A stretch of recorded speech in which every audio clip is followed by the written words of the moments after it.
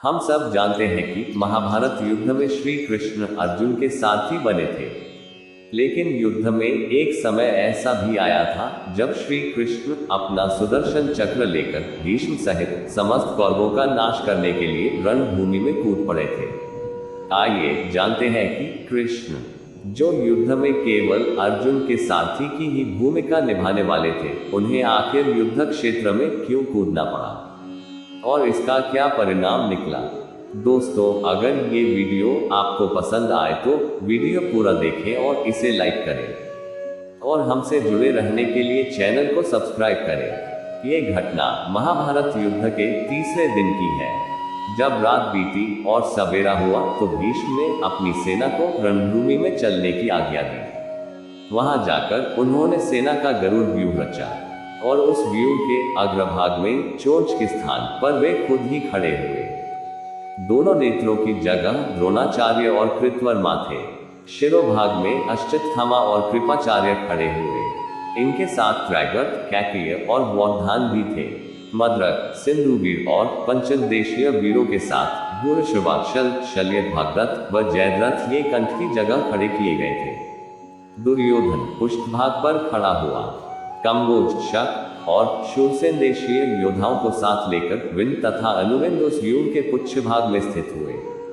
अर्जुन ने कौरव सेना की वो व्यूह रचना देखी तो धृष्टद्युम्न को साथ लेकर उन्होंने अपनी सेना का अर्धचंद्राकार व्यूह बनाया। उसके दक्षिण शिखर पर भीमसेन सुशोभित हुए। उनके साथ अनेकों अस्त्र शस्त्रों से संपन्न भिन्न भिन्न देशों के राजा थे। भीमसेन के पीछे महारथी विराट और द्रुपद खड़े हुए। उनके बाद धृष्टकेतु थे। धृष्टकेतु के साथ चेदी, काशी और करुष एवं प्रभद्रक देशीय योद्धाओं के साथ सेना के साथ धर्मराज युधिष्ठिर भी वहां ही थे। उनके बाद सात्यकी और द्रौपदी के 5 पुत्र थे। फिर अभिमन्यु और इरावान थे। इसके बाद युद्ध आरंभ हुआ।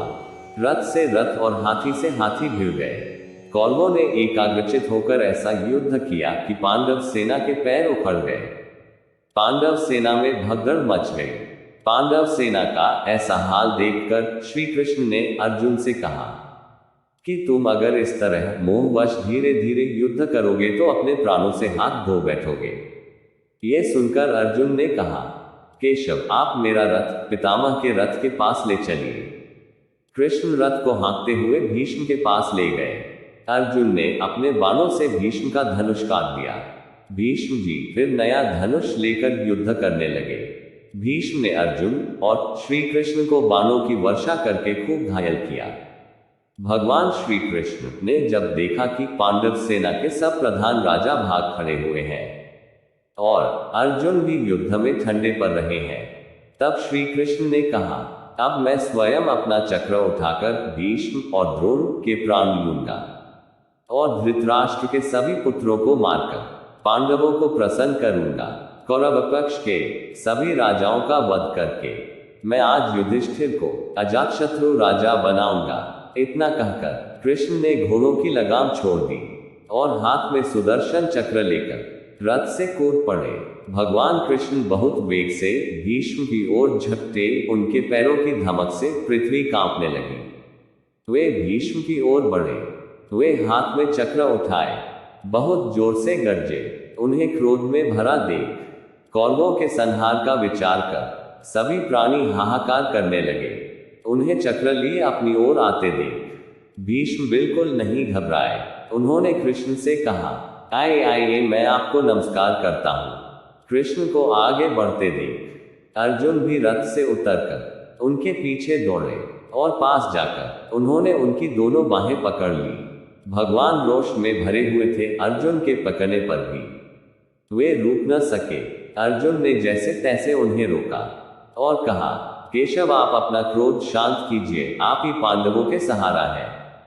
अब मैं भाइयों और पुत्रों की शपथ लेकर कहता हूं कि मैं अपने काम में ढिलाई नहीं करूंगा, प्रतिज्ञा के अनुसार ही युद्ध करूंगा। तब अर्जुन की यह प्रतिज्ञा सुनकर